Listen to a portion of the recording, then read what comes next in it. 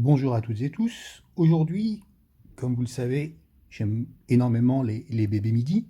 Et on a ici devant nous un modèle produit par Rocco, la 4133 du dépôt d'Avignon. Et ce modèle est très chouette, marche très bien. Il a déjà quelques dizaines d'années, mais c'est vraiment une très jolie locomotive. Euh, je reviens pas sur l'historique des bébés midi réels, vous trouvez tout ça ailleurs. Ce modèle qui est très chouette et qui n'a jamais été réédité depuis que Rocco l'a produit, a quelques petits manques, quelques petits défauts. Bon, il a son âge. Et ces petits défauts ont été pris en considération par une jeune société que j'ai découverte il n'y a pas longtemps, qui s'appelle Lausanne Production. Et Lausanne Production produit des pièces de détaillage, des dioramas, etc. Et entre autres, une série de pièces visant à améliorer le look, l'aspect de nos chers et vénérables bébés midi. Alors, dans les pièces que j'ai commandées chez eux, donc c'est pas du tout un partenariat, hein, c'est des pièces que j'ai achetées. On m'a pas demandé de faire la vidéo, mais je suis tellement enthousiaste sur ces pièces que je voudrais vous les présenter aujourd'hui et puis vous montrer comment ça s'installe sur les machines. Alors, ça arrive dans des petits sachets, c'est extrêmement bien conditionné. Je vais pousser le loco pour qu'on puisse mieux voir.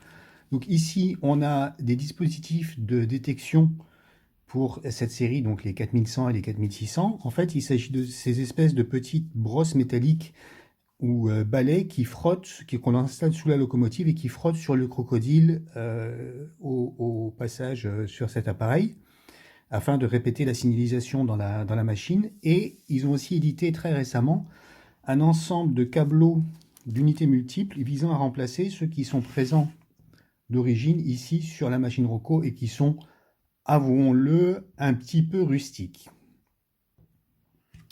Alors, je vous invite à regarder avec moi comment on va faire cette opération. Vous verrez, c'est très simple, il n'y a vraiment pas grand-chose à faire. Donc, première étape, je vais sortir la caisse pour n'avoir que la caisse à manipuler parce que c'est quand même moins lourd que le châssis et c'est beaucoup plus simple. Donc ce qu'on va faire, c'est qu'on va retirer les éléments présents, à savoir les câbleaux MIDI, enfin les câbleaux d'UM, pardon, ici, et leur prise sur la partie en face, sur l'autre côté de la machine. Alors ça vient assez facilement, vous voyez, il suffit de tirer dessus. Si j'avais, oui, j'ai ma petite pince. Je vais prendre la petite pince, ce sera encore plus simple. C'est juste enfiché par deux trous. Ici, vous voyez, deux petites fourches, deux petits trous qui sont percés dans la caisse. Et la prise ici vient dans... Est-ce que je peux rapprocher mon éclairage? Voilà, dans un trou rectangulaire qui est placé là. Et les pièces de chez Lausanne, donc ce Lausanne, je crois que je prononce à peu près correctement, veuillez m'excuser, chers amis, si je l'écorche un petit peu, viennent prendre la place de celles que nous remplaçons. Donc je les prends elles aussi à la pince pour avoir plus de précision dans mon positionnement. Et je viens, oups, voilà, ça c'est quand je ne serre pas assez ma pince. Donc je viens les prendre comme ceci, voilà, il y a un sens. Et décidément, ça c'est quand, comme moi, on est un peu fatigué, on manipule plus toujours très bien. Voilà, et donc je viens le positionner exactement ici, dans le trou qui était prévu à l'origine par Rocco. Je l'enfonce et il est maintenu. Alors on constate, c'est peut-être moins évident sur cette première pièce, sur les prises, mais la pièce de Lausanne est réellement beaucoup plus fine et beaucoup plus détaillée. Et c'est encore plus vrai pour les câbleaux, puisque regardez, je vous montre la pièce d'origine Rocco. Donc c'est moulé en bas-relief, dirais-je. Le dos est plat et n'a pas spécialement de relief. C'est destiné à venir se plaquer contre la carrosserie. Et vous voyez que les câbleaux, j'approche ma grosse lamberge, voilà, sont grossièrement moulés. Tandis que ceux que nous propose Lausanne Production sont détachés les uns des autres et véritablement beaucoup plus fins. On a ici véritablement des câbles qui sont complètement indépendants les uns des autres. Et ça, c'est effectivement beaucoup plus joli que ce qu'il y avait à l'origine.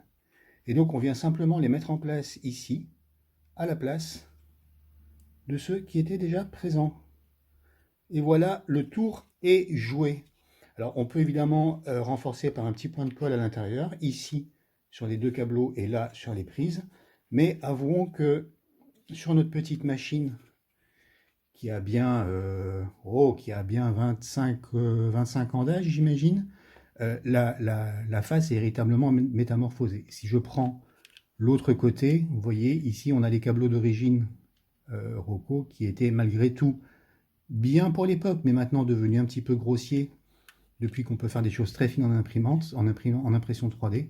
Là, vous avez vraiment quelque chose de très beau, de très joli, qui prend sa place sur la face avant de la machine.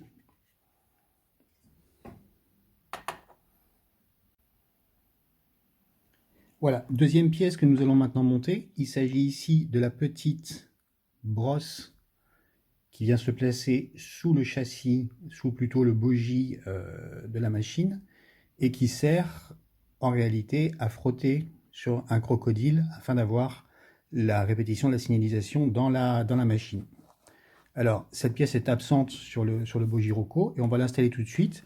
On la place sur le bogie côté extrémité 1 de la machine. C'est indiqué sur la carrosserie.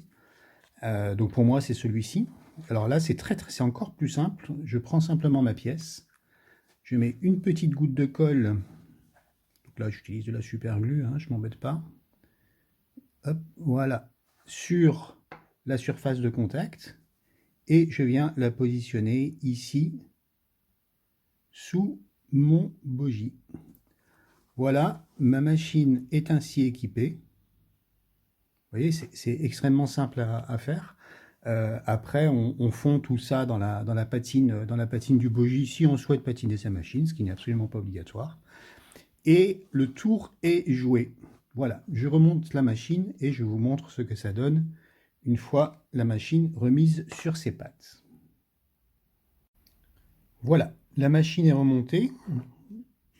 On voit donc ici la brosse qui a été installée, qui était absente à l'origine sur la machine Rocco. Et puis, je vous montre ici sur la face avant, je vais faire un gros plan, ou du moins essayer de faire un gros plan à peu près potable sur les câbleaux du M. Vous voyez, ça change radicalement l'aspect de cette petite machine.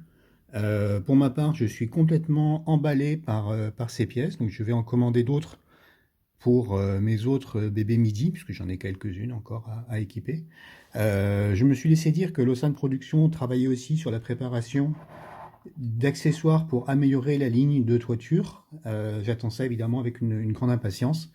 Et puis pour terminer sur cette machine, voilà, je vous force un peu l'éclairage. Celle-ci est encore équipée des palettes d'origine de Rocco sur les pantographes Sommerfeld.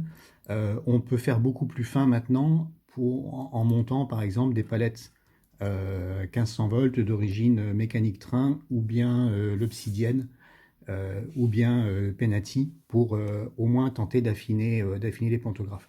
Le reste des pantos me convient bien comme ils sont, mais je dois encore affiner ici le remplacement des palettes. Voilà, c'est un petit bricolage qui m'a pris en tout et pour tout 5 minutes, un petit peu plus parce que j'ai filmé, mais si j'avais dû le faire sans interruption, vraiment il y en a pour 5 minutes. Et je trouve que ça change résolument l'aspect de ces jolies machines que, encore une fois, j'aime énormément. Voilà, je vous mets le lien dans la description vers le site de Lausanne Production. Encore une fois, c'est absolument pas sponsor, c'est vraiment un truc que j'ai beaucoup aimé et que je voulais partager avec vous.